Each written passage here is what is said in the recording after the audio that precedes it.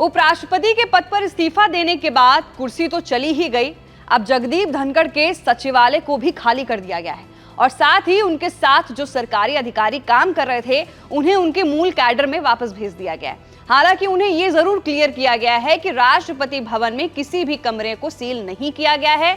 नवनिर्मित उपराष्ट्रपति भवन में सचिवालय के लिए एक अलग विंग है जहां से एक एक करके अधिकारी चले गए और इसलिए उसे बंद कर दिया गया।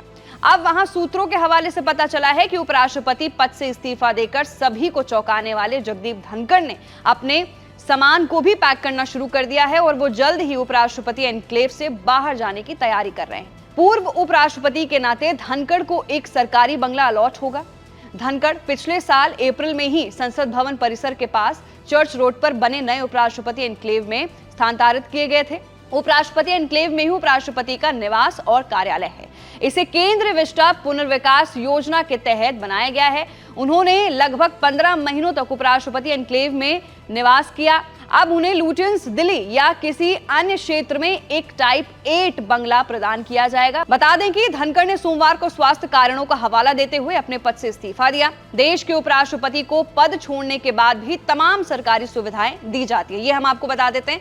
इस लिहाज से जगदीप धनखड़ को भी पेंशन, आवास और अन्य सुविधाएं मिलेंगी। उन्हें पद छोड़ने के बाद स्टाफ दिया जाता है जिसमें 2 असिस्टेंट और 2 चपरासी होते हैं। उपराष्ट्रपति का पद छोड़ने के बाद भी उनके ऑफिशियल वर्क में ये स्टाफ मदद करेगा। साथ ही उन्हें डॉक्टरी सलाह, अस्पताल में भर्ती होने, दवाओं और मेडिकल टेस्ट, यहां तक कि उन्हें ऑपरेशन तक की मुफ्त सुविधाएं दी जाती है। पूर्व उपराष्ट्रपति के रूटीन चेकअप के लिए एक डॉक्टर की भी ड्यूटी लगाई जाती है। इसके अलावा ऑफिस खर्च के लिए 60,000 रुपए अलग से दिए जाते हैं, जबकि उनके स्टाफ का वेतन सरकारी देता है। वहीं उनके सरकारी आवास का बिजली पानी का बिल मुफ्त होता है।